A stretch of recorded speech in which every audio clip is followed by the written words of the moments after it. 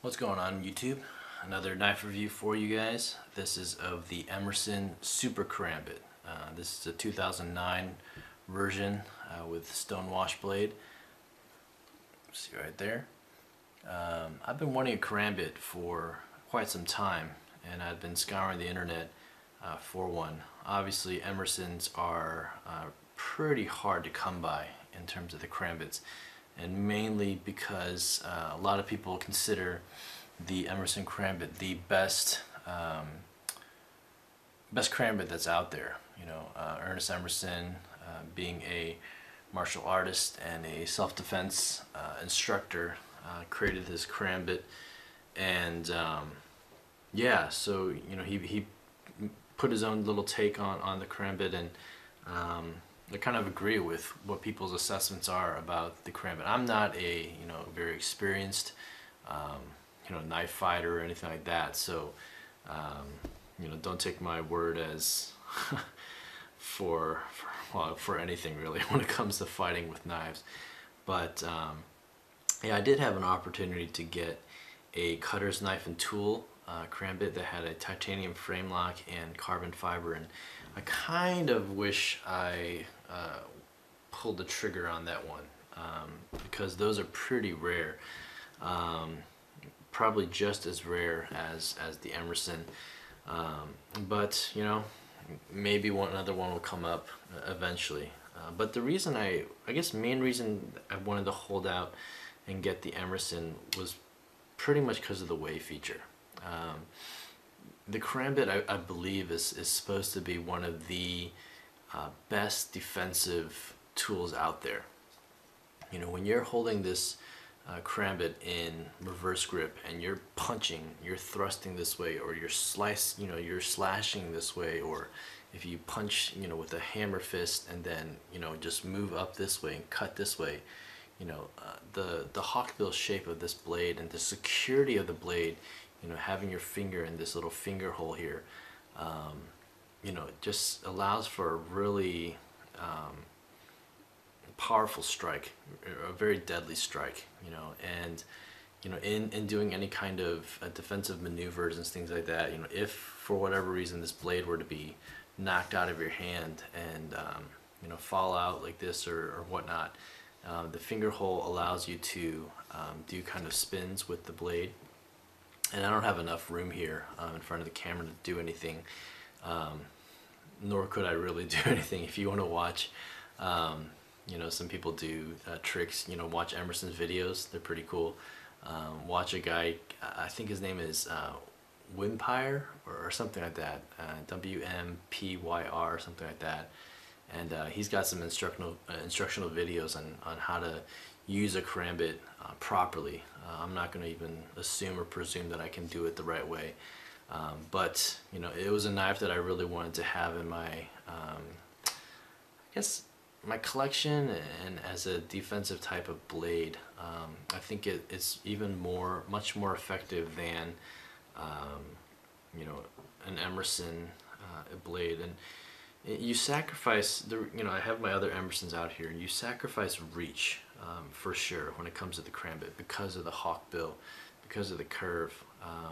But in terms of deadliness, I mean, you can strike with these knives, and I really, if you're into Emersons, I really encourage you to watch Nothing Fancy's video of his interview at 2012 SHOT Show with Ernest Emerson himself. Probably one of the best booth reviews I've ever watched, and even though Nothing Fancy has a tendency to be pretty long-winded, this interview was an awesome video because it's mostly Emerson talking and kind of his history and how he came up with some of the knives. And anyway, but the the Karambit is is just one of those knives that is I think the ultimate defensive tool.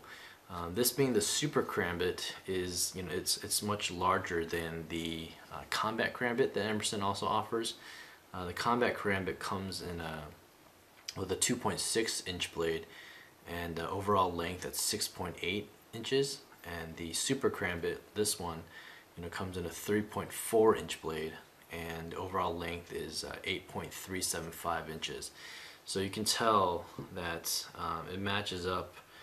It actually matches up perfectly with the Sebenza in terms of overall length here. But if you were to line up the pivots, you know, how you grip the actual karambit, you got more reach, you know, with these blades. Obviously, you know, the 4.1 inch blade, the sniper blade works as a 3.5 inch blade. The horseman right here is also a 3.5 or 3.6 inch blade.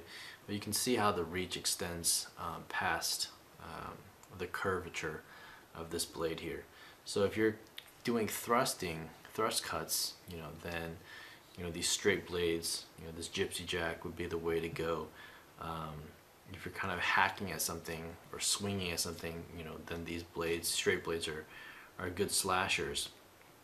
But if you connect with a karambit, you know, and, you know, say if you're hitting, I mean, the whole point is it's an extension of your fist, and so, you know, as you hit, one, this works as an impact tool here, kind of like a brass knuckle, but any kind of slash like this, you know, you're going to open up whatever you're hitting. Hopefully it's just a punching bag, but man, if it's an assailant, you know, and you know, especially if you hit this way and just come through, if you slice this way, you're just going to open that guy up. You know, open up a wound on the arm, or, you know, in the midsection or whatever. If you hit with a hammer fist and then slice up, you know, this blade is just gonna, it's gonna leave a little cut on that person. It is a pretty big blade, actually. You know, if you close up these knives here, especially, you know, if you compare it, you know, this is not an EDC blade for sure. You know, if you're trying to put this in your pocket, I mean, you look at how much.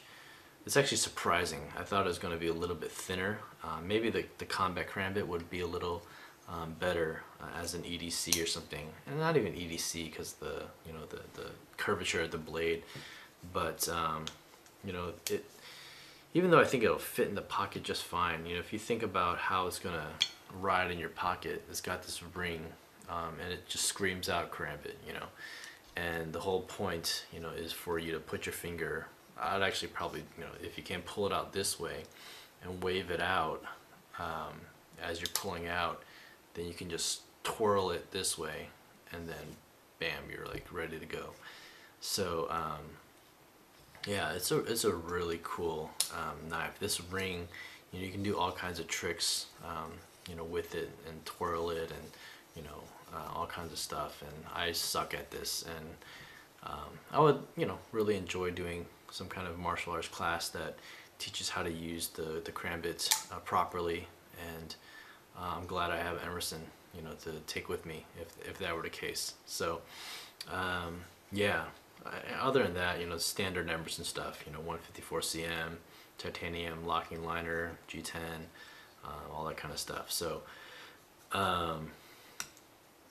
yeah, if I get a chance to, you know, get a combat karambit, I would definitely love to do that and kind of do some comparisons, but they're really hard to come by, and they're pretty expensive too. So anyway, that's my kind of overall impressions and review of the Emerson Super Karambit here.